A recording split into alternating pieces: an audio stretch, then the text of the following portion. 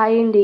ఈ డిసెంబర్ 31కి ఇంట్లోనే బిర్యానీ చేసుకోవాలనుకుంటున్నారా? కానీ బిర్యానీ చేయాలంటే అదొక పెద్ద ప్రాసెస్ అని భయపడిపోతున్నారా?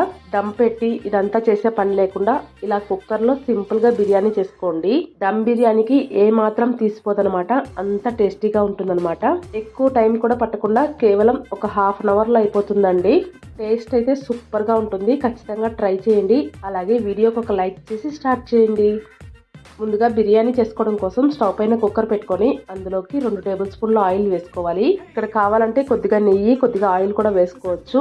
ఆయిల్ వేడెక్కిన తర్వాత పలావ్ దినుసులన్నీ వేసుకొని కాసేపు ఫ్రై చేసుకోవాలి. తర్వాత సన్నగా కట్ చేసి పెట్టుకున్న ఉల్లిపాయలు, పచ్చిమిరపకాయలు వేసుకొని ఉల్లిపాయ గోల్డెన్ బ్రౌన్ కలర్ వచ్చేంత వరకు ఫ్రై చేసుకొని తర్వాత ఒక మీడియం సైజ్ టమాటాని ఇలా పొడవుగా కట్ చేసుకొని వేసుకోండి. టమాటా కూడా మగ్గిపోయిన తర్వాత ఒక టేబుల్ స్పూన్ అల్లం వెల్లుల్లి పేస్ట్ కూడా వేసుకొని పచ్చివాసన పోయేంత వరకు మగ్గించుకోండి. నేనైతే అల్లం వెల్లుల్లి పేస్ట్ వేసుకోవడం మర్చిపోయినానండి, తర్వాత వేసుకున్నాను. తర్వాత ఒక టేబుల్ స్పూన్ పెరుగు, రుచికి సరిపడంత కారం, బిర్యానీ మసాలా, గరం మసాలా, అలాగే కొత్తిమీర వేసుకొని ఒకసారి కలిపేసుకోండి.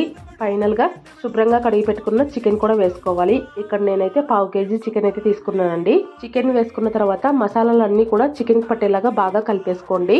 ఇలా చికెన్ ని ఒక 5 నిమిషాల పాటు ఉడికించుకొని తర్వాత ముందుగానే ఒక అరగంట పాటు నానబెట్టుకున్న బియ్యం వేసేసుకోవాలి. నేనైతే ఇక్కడ 1 గ్లాస్ బియ్యం తీసుకున్నానండి. 1 గ్లాస్ బియ్యానికి 2 గ్లాసులు ఎసరు వేసేసుకొని ఒకసారి ఉప్పు చెక్ చేసుకొని సరిపోకపోతే ఇంకొద్దిగా ఉప్పు వేసి మొత్తం ఒకసారి కలిపేసి కుక్కర్ మూత పెట్టి మీడియం ఫ్లేమ్లో 2 విజిల్స్ రానిచ్చుకోండి. కుక్కర్లోని ఆవిరి మొత్తం పోయిన తర్వాత కుక్కర్ మూత ఓపెన్ చేసి చూసారంటే పర్ఫెక్ట్గా బిర్యానీ రెడీ అయిపోతుంది. చూసారు కదా బిర్యానీ ఎంత బాగుందో. ముక్కలు కూడా చప్పగా లేకుండా చాలా బాగుంటాయి అన్నమాట. ట్రై చేసి చూడండి. సింపుల్గా కూడా అయిపోతుంది. అలాగే ఈ వీడియో మీకు నచ్చినట్లయితే లైక్ చేసి సబ్స్క్రైబ్ చేసుకోండి.